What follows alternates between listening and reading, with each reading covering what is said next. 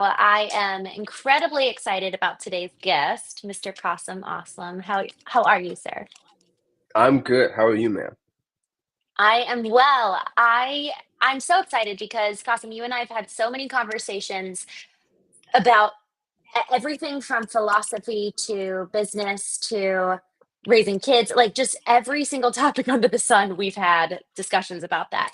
And today I want to talk about specifically for the small business owner, for the entrepreneur who has yet to kind of get to this full-fledged massive team, heads of, chief etc., chief CTO, CMO, all the chiefs that are necessary to really exponentially grow the business to the point that you need for kind of scalability.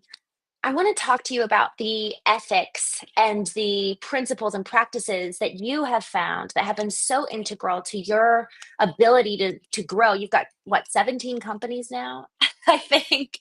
And we've had a couple conversations that have been so meaningful to me that I would love for you to share some of those analogies, frameworks that have been so integral to you along the way. So I'm hoping that we can effectively solve for some of these questions that these really not even early stage entrepreneurs might be having, but people who feel like they're doing it alone, even though they have a team, but their team is solely guided by them. Hmm. I think the first and most important framework that I stumbled upon, and it really was stumbling backwards, is that entrepreneurship is not fulfillment. And Mm, you have to decide who you really are and who you want to be. A lot of people who call themselves entrepreneurs aren't entrepreneurs at all. They might be artists or they might be inventors. mm, And the way to know is to look at what gets you excited. So when somebody comes to me and says, "Oh my goodness, I found a new way of doing it. Nobody's ever done it this way. This is like," and they're focused on the method, that's an inventor. That's not an entrepreneur at all. As a matter of fact, new usually means um, something like impossible. There's the fun mm. saying of pioneers get shot and settlers prosper. And if you found a brand new way of doing something, my advice to an entrepreneur is don't pursue that. Go see what other people are doing poorly and improve upon it. That's the inventor Mm. archetype. And then the artist archetype is the person who's like I am going to do this perfectly. I'm going to do this to a degree that nobody's ever done before. And that's the artistic archetype. The entrepreneurial archetype is, in some ways, it's obvious because the endeavor is the mechanism. So instead of looking at what it is that we're delivering upon or how we're delivering it or who we're delivering it to, which might be the coaching archetype, like the entrepreneurial archetype Ah, is building a business as though the business is kind of, think of it as a toy train if you want to, but it's this thing, and the business is the thing that we tinker with. And as mm. traffic comes in, uh, money comes out, and Yeah. and and that's the key. And the reason I start with the fact that entrepreneurship is not fulfillment is because if you're trying to do everything, Mm, especially in early stages, either no team or small team, it's impossibly hard. And I can tell you, I wasn't able to do it. Like I have failed over 100 times. I went back and tried to count every single, business offer initiative that I've made an attempt at. And I've had over 100 legitimate failures. And I don't mean like, I threw something up on Facebook and it didn't work. I mean, 100 business ideas that just melted for whatever reason. mm, And the first, what would you call it? My first ability to exit the gravitational pull of failure started when I stopped trying to do fulfillment myself, which basically, to be honest with you, means I started to outsource. I found a really amazing website designer. Her name was Shamim Rajani. Shamim's still around. We're still friends. Um, and she owns a company called Genetech Solutions in Pakistan. And I was like 19 or 20 years old when I stumbled upon her. I found her on Google, and she ended up being really, really, really, really good at fulfillment. So I just roamed the earth, lying to people, telling them I was a website designer, and actually outsourcing to her. And that's not me condoning lying, although I think all early stage entrepreneurs tend to kind of bend the truth a little bit. But it is to say, I didn't start experiencing any real success until I took fulfillment off of my plate. Because when you're trying to do fulfillment and everything else required within the realm of entrepreneurship, it's too much. and your values actually aren't aligned. The entrepreneur's incentives aren't aligned, excuse me, not values. The incentive to the entrepreneur often runs contrary to the incentive of the person performing fulfillment, which is why when you as an entrepreneur come to the fulfillment house and say, hey guys, can we do this? The answer is usually no, because they're Mm, thinking about the logistics, the difficulty, the bottlenecks, the hardships, and you're thinking about the opportunity. And so you need to divorce the entrepreneurial daemon and the fulfillment person, entity, whoever, to a degree that allows for that tension to not be within one human. Otherwise, you're constantly fighting yourself. yes. I absolutely love that. Now, granted, this is talking about the elevation of the entrepreneur. I actually think that if we were to skip the 5 to 10 steps of what it looks like to actually be an elevated entrepreneur, I actually think that they are able to have those conversations and dialogues within their own mind before even presenting it to the team to be able to eliminate some of the disruption that it could cause. I'm thinking honestly, when you said that, I thought of Jordan Peterson of like effectively the educated mind is one that can have these kind of conflicting conversations in and of itself and then battle it out and debate. And so I actually wonder, could that be something akin to an elevated entrepreneur is able to have the understanding of the visioning, the fulfillment, so that it can kind of go back and forth to have those conversations? Or is that way too far afield? No, you're right. That to me is, if you look at it chronologically on the timeline, that's when you start bringing things in house. You begin Mm, bringing hmm. things in house as your capabilities improve and increase, and you do so in direct proportion. So when you're capable of having that conversation and actually holding space for that endeavor, then you can bring it in house. What I like about fractional, gosh, I'm going to call it fractional entrepreneurship. What a fun concept. What I like about fractional entrepreneurship, which would be starting small and outsourcing things like, you can outsource anything. You can outsource customer acquisition, you can outsource fulfillment, Yeah. you can outsource ascension, you can outsource whatever. But outsourcing the things that you're not good at, it allows you to get good at pieces of the pie and then slowly grow whatever it is that you're working towards. And I think what you're talking about is that it's the growth opportunity. Like once I've really locked down whatever this initiative is, and I have a very strong opinion on what this initiative should be. But once you've kind of worked your way into capturing prowess to whatever degree you think is appropriate, Hmm. you can expand into other arenas, and that's bringing it under your umbrella and kind of owning the process.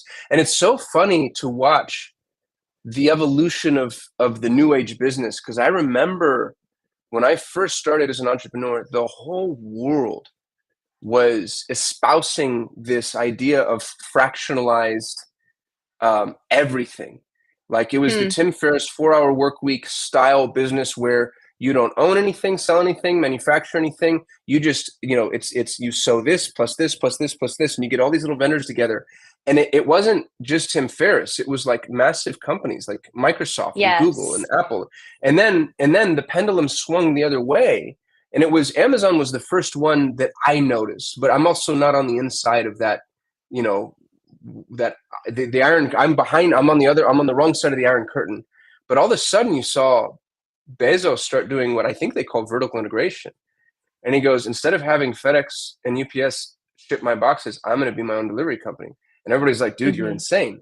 And now everybody's Hmm. like, oh, that's genius. But at the time, like, for those of us that are old enough to remember, when they started integrating certain facets of their business model, like eBay was, that's the comparison is eBay maintained the fractionalization, and they're like, you store the product, you ship the product, you deal with customer service. And Amazon started to eat that work, and they're like, we'll store the product, we'll ship the product. And everybody was like, this Yeah. is insane. Like, you're not supposed to do Even that. That's Amazon against conventional Cloud, wisdom. right? Yeah. Yes, yeah. Amazon built their own infrastructure, and that Yeah. integrating all those pieces of their business put them in a position of not just being able to influence the output to a greater degree, which is massive. It cannot be overstated how important that is. But they also destroyed industries. The Mm, famous Bezos quote is, your margin is my opportunity, which if you really mm, spend some time thinking about that, that is terrifying to hear. To have yeah. somebody because there's like this subconscious price fixing that happens with entrepreneurs, and we're like, oh, everybody in this space is charging 10 grand for this trinket. I'm going to charge 10 grand for this trinket. And every now and then you get a douchebag that charges 9,900, and everybody's like, what are you doing? This is the price. And you have somebody like Bezos who's like, you know what? I think I can deliver this for $400. And if I make 400, and if I sell it for 405 and I make $5, that's good enough for me because I'm going to make it up. And like that type of thinking is so foreign to most of us, and it's what makes him absolutely brilliant. And it kind of heralds back to this idea that as you earn the right to control each of these entrepreneurial levers in sequence, you then put yourself in a position of being able to do things that are that disruptive. Okay, so I have a couple of points that I want to talk about really fast before we get to, you're talking about entrepreneurial levers. I'm really excited to come back to that concept because for a number of reasons, but let me back up. You said this type of thinking in regards to Jeff Bezos. What type of thinking is that? Responsibility. It's a strange twist. Like the pre-Bezos rule book was an abdication of responsibility to the final degree. Like everybody was trying to push the responsibility onto another entity, another person, another vendor, another partner, very, very often the customer. Like the responsibility of making sure that your clothes fit was, as a consumer, that was your responsibility pre-Amazon. The Amazon's return policy blows my freaking mind. Christene Marie, I will buy, if I'm on Amazon, I just recently started dressing nicer. And if I'm on Amazon and I see 4 or 5 pairs, if I'm trying to decide between 4 or 5 pairs of shoes, I'll buy all of them. And then I'll keep the 1 or 2 that I like, and I'll return the other 3. And now it used to be, if you bought clothing online, that was you were going to die in those clothes. You know what I mean? There was nothing you could do. And they had all these like sizing charts. I remember there was a company that they had these printouts where you could print a piece of paper and you put a quarter on the paper to make sure the paper had been scaled properly to size. And then the paper would tell you like how big or small things were or should have been. And you could tape them together. It was insane. It was great because they were trying to avoid the responsibility of these clothes fit your body. And Amazon, and that's, one example of a trillion where Amazon goes, no, I'm going to do that. I'm going to make sure that shipping is taken care of. And not only that, I'm going to get it to you in 4 hours. The number of times I've ordered something from Amazon and it shows up faster than I swear to God I could have gone to the store and gotten it. Like it's just an unbelievable feat. It's a literal miracle. If you look at what happened during COVID, say what you want about Bezos. That man saved the emerged world during COVID. None of us were allowed to go outside. And regardless of whether or not you think that was right or wrong, that was just the legislation at the time. And so not being allowed to go outside and having the opportunity to have something delivered to you within, at most a matter of days, like what an unbelievable feat he's accomplished. It's extraordinary. Tesla's done the same thing. Like there is a car. I didn't believe it at first. My brother was looking at buying a Tesla and he goes, oh, it doesn't need maintenance. And I'm like, you mean it needs less maintenance? And he goes, no, it does not need maintenance. And I'm like, there's no way there's a car that doesn't need maintenance. You dude, the brakes are regenerative and there's no oil change. And like, I'm looking at this. I did not know that about the brakes. I didn't know it either. How is and that somebody, I don't own a Tesla, by the way, so nobody quote me, walk into a Tesla dealership and be like, Kasim says it doesn't mean. But like, I went and Googled it later and was like, yeah, the Tesla's maintenance is effectively near zero, especially in the first 3 years, because they just built a better car. We've built forced obsolescence is built into all products. Recurring revenue is built into all services. And now suddenly there are these people who are stepping up and being like, you know what? There's a better way to do this. There's a company that's been founded by the 37 Signals guys. I think it's called Once or something. And they're building software products that you pay for one time, which you look at and you're like, oh my goodness, y'all, how are you going to make any money? Well, they're going to make great money. They're not going to make the money that allows for a 50 times revenue valuation that current software trades at. But that's because current software has margins that are unsustainable, really. Like it's not, it's that it goes back to that thing where we're all charging 10 grand and everybody's looking at each other and winking and saying like, look at how much money we're making. And it takes one douchebag to come and be like, I'm going to charge $400. That's what's happening in the software space right now. And it's just somebody assuming they're taking the responsibility. And I think that that's an extraordinary business model. I own the domain name Scale is Bad, and I haven't decided what to do with it yet. But the thesis there, I think, is the exact right paradigm to view this moment through. This moment in time, this whole like, oh, it doesn't scale, I'm not going to do it if it doesn't scale. If it scales, it means that the opportunity for profitability on a long enough timeline shrinks to zero is an absolute guarantee. So what we should all be doing is looking for the things that do not scale. And maybe most importantly, looking for the things that capitalize on somebody else's scale. If somebody else, let's say a SaaS business is a great example. Somebody else has a business that scales massively. So Calendly is an easy example because we all understand it. It's so simple. We know what it does. Calendly charges $10 per user per month for its basic version, right? And so if I have a team of 10, which is a small team, I'm giving Calendly $100 a month. What if you Right. can rebuild Calendly and charge me $300 one time, and now I have unlimited users for life? Mm-hmm. Like, there's not an Mm-hmm. entrepreneur who's paying for Calendly that wouldn't do that. And you think to yourself, like, you're never going to make as much money as Calendly. Fine. I'm going to eat Calendly's lunch, and I'm going to make $300 up front. And if I can vibe code that software for less than $299, I'm now massively profitable. Well, So I think that that's the new opportunity. and let's even consider, I think that if we're looking at this is a one-time customer, that's terrifying. We'll never be able to make more money beyond just this one opportunity. We're really missing the point. Think of how many ways that Amazon uses its customers because of all its different types of services. So really, perhaps it's that one-time client acquisition, but now we've got the client. They've already exchanged money. We all know that the science and data shows that once they've handed you their credit card, it's going to be exponential in terms of the opportunity for them to swipe again. And Mm-hmm. so, really, it's perhaps, okay, what's kind of that one time offer that will get them in the door? And then how else can we serve them? And that's where you said a couple of things that have really stood out to me in terms of knowing who you are, an entrepreneur, artist, inventor. That's how you started the very conversation. And so being able to, one, know who we are, two, really understand the real root problem. That's something that Amazon, I think, really was able to capitalize on in a really brilliant way. It was able to bring in-house where it needed other companies. And so, by way of us just starting to produce for that one client, not being greedy, being able to just start serving and providing, then paying attention, where are there additional opportunities? Because the things that are problems for us are also problems for our customers. So if we're so outward focused all the time, we're never actually going to be able to create the new services that we need, that thus they need as well. And so us being able to look in the mirror is actually one of the best ways to then be able to create a service in addition that would really serve other people, because we're actually paying attention to our own team. What would serve us? What are our pain points? And so often therein lies the, not just the opportunity for further service creation, but also the opportunity for more story development and emotional resonance with the customer that then solidifies them to then continue the purchase agreements moving forward.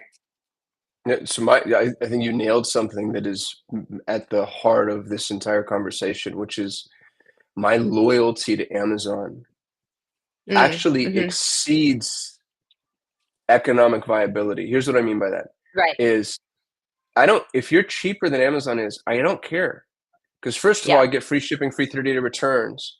And Yes. so you have to match that. And so let's say you're cheaper and you have free shipping and you have free 30-day returns. The other thing that's so silly, but it's true, I like being able to see all my orders in one place. And so Mm-hmm. you probably have to be 20%, What a because if good you're point. 10% cheaper, it doesn't make sense for me to like have disparate logins and it's harder to check out on your website. And there's all these other things that I need to do and function with. So you have to be 20% cheaper before it makes sense for me to start to consider pursuing this off Amazon ecosystem. The same thing is true with Apple. My dedication, my commitment to Apple did an amazing job. Again, something that doesn't scale. I don't know what I have. I think I have an iPhone 15. No, I think I have an iPhone 14. And I don't even know. And the new iPhone just came out, or it's come out, or it's been out, or I don't know. And the thing that's really funny about it, and this might just be because I'm old now, is no, I have an iPhone 14 Pro Max, and I think they're on iPhone 16 or 17. Who knows? And the Mm-hmm. thing that's insane is I don't need the new iPhone. My iPhone works perfectly. They continue to update it. All the new features that people talk about, I get. And they've allowed me this technological infrastructure that has a sense of stability that also brings a sense of comfort.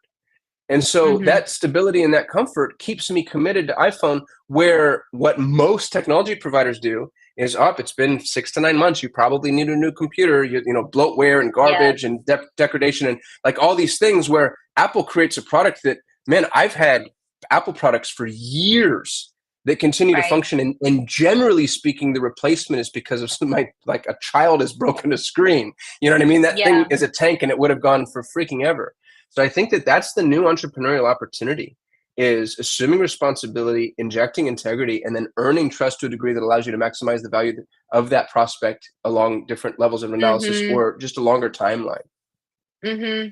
Right. I absolutely love the leveraging the prospect. I mean, thinking about each one of these customer or companies rather that you've given examples of, they started with just an excellent product at not that expensive of a cost, and the perks were unbelievable. So I think that this is a really good exercise for each one of us who has a business. If you're to write down your service on a piece of paper with all the pros, effectively think of them as bonuses, right? Here's everything in addition to just that one little product or service that you're buying. It needs to be a no-brainer, because if it's not, you've got countless competitors up against you. And so we talked about the power of that emotional resonance and the brand loyalty, but that's kind of on the other side. If we're talking about new customer acquisition, how are you positioning your service product offering to be something that's an obviously, you know, Mm-hmm. completely this is the right call. And so I think that's really good practice for each one of us, regardless if we're large or small, to examine the positioning and also the service quality and quantity, so that it's a no-brainer decision for our customers. How would you encourage kind of those more smaller shop businesses, let's say honestly, let's take under a million and then under 10, and kind of look at those two different size businesses, if they're going to look at getting to the next level, if they're under $1 million. And Kasim, I'd actually like to, if you're willing to have a part two conversation about the entrepreneurial levers. There's a whole conversation that you've talked to me about before, that actually that was the intention of this conversation, so we'll save that for next time. But for this one, let's go ahead and stick with this topic. So, and first of all, sorry for not getting to the core topic. No, no, no, I love it. The original question was, if you're under a million, what are the steps to take in order to get past that threshold, and then follow that train of thought to 10? Yeah, just getting to the next level for under a million, specifically in regards what we're talking about. We're talking about these giants, Amazon, Apple. Okay, learning from the way that they're actually pricing, Mm-hmm. delivering, get radical responsibility. I talk about that in the personal regard. I love that you're talking about responsibility in business. What does responsibility look like for under $1 million business? So I think when you're under a million, um, it's important to look at your business as a sandbox or a Hmm. whiteboard or a brainstorming environment. Like, it's not, and I'm not saying this, I hope this doesn't sound negative. There's actually something about it that's extraordinarily positive. It's not a real business yet. Hmm. Your margins are actually massively inflated because you're doing so much yourself. And there's also Hmm. there's certain things that aren't required to do. There's no middle management, there's no bureaucracy, there's none of the things that make a business a business. So under a million, you don't really have a vehicle yet. You Hmm. kind of have like just early stage concepts. And I would lean into that hard. It's okay to be bespoke. It's okay to be custom. It's okay to do different things. It's okay to kiss frogs. It's okay to try. It's okay to be broad. All the advice we give on young entrepreneurs is bad, because all the advice we give young entrepreneurs Hmm. applies to a different phase in the evolution. So what happens is you're looking at somebody who's, they're three rungs ahead of you, teaching you how to climb the rung where they are instead of the rung where you are. And so, for instance, niching down is horrible advice to a young entrepreneur. Niching down is like teaching people to drill for oil by saying, go out and just drill here. It's like, well, that doesn't make any sense. I'm not going to start drilling without data that tells me there's oil. So what you want to do is you want to start broad, and you start broad knowing it's a bad idea. I'm going to try a bunch of customers, a bunch of services, a bunch of geographies, and then I'm just going to see what works and slowly niche down over time. I call that the hourglass of niching. So under 1 million, treat that as a sandbox. Now, here's what's interesting. A lot of people don't leave that, which is fine. It's actually a lot of people don't want to. You make way more money sub 1 million than you do 1 to 3 million gross revenue, generally speaking, industry dependent. Like when I was, dude, my business was $400,000 or $500,000 gross revenue. I was 80, 90% margins. That was actually a great time in life because I was like, I'm minting money. I'm bringing home $300,000, $400,000 on 500 grand gross rev. When I hit 1 million gross rev, I think I down regulated to sub 200K. I know for a fact I did. Like I cut, my income was effectively cut in half because so much money was going into growing the business and the infrastructure cost of the business and trying to figure out cash flow problems. And you're going to find that kind of those peaks and valleys continue to happen. And then, you get over the 1 million hump, and then from, 1 to 3, it's great. And then at 3, the same thing begins to happen. So know what you want to do, where you want to go, and whether or not you want to pass this threshold, because it doesn't make sense to build. What people do is they build to the highest threshold of inefficiency, and then they stay there. Because they're like, I don't want to continue this trend line. I'm just going to stay right where I am. And it's like, no. Keep going, because if you can tip over this, at $1 million gross revenue, you have just enough infrastructure to be costly without enough fulfillment to justify it. So you need to push into 2 million, 3 million, etc. And that's the most important thing to learn is the business that you build to get to 1 won't be the business that you need to build to get to 3. And I'll give you a very, very, very specific example if we have time for it. I realize that we're running short. When I built Solutions 8, I built the #1 ranked Google Ads agency in the world, for anybody that doesn't know. It's my claim to fame. And when I built Solutions 8, I built our fulfillment. First, we outsourced our fulfillment entirely to another agency. And then that relationship ended up blowing up in a way that actually served me. And so I brought it in-house. And when I brought it in-house, I built a hub and spoke model, which meant a client manager spoke to the client and a Google Ads specialist did the Google Ads. And so that was really scalable because a client manager and a specialist could each have 30 clients. And it's the same 30 between the two, right? So the client manager is protecting the specialist, the specialist doing the work. And it let me diversify my labor force. My specialists, some of them didn't even speak English. They didn't need to, because the client manager can go through the headache and the heartache trying to figure out what this person is saying. I could never put them on the phone with the client. And that got me, that we exploded our agency with that model. What's interesting is when we got nerd famous and we started to quote unquote get good, the clients that came to me were massively elevated. I went from managing $2,000, $3,000, $4,000, $5,000 a month in spend to managing $50,000, $60,000, $70,000 a month in spend. Those clients, I couldn't put on the phone with the client manager because the client manager doesn't know Google Ads. So they ask a question, and the client manager will be like, let me check with the team and I'll get back to you. And the client is hyper sophisticated, being like, no, I need an answer now. And so we ended up having to create a new role called a strategist, which is somebody who knew Google Ads, but also had the capability of talking to a client, which incidentally is an entirely different business model. So to get over the hump, I had to reinvent my business, and we ended up kind of deprecating our old business model and moving into a new business model. And that would have happened again had I not sold. So what the way your business looks going back is not the way your business is going to look going forward. You have to constantly reinvent it. Kasim, I know that you're right at time and you've got a hard stop.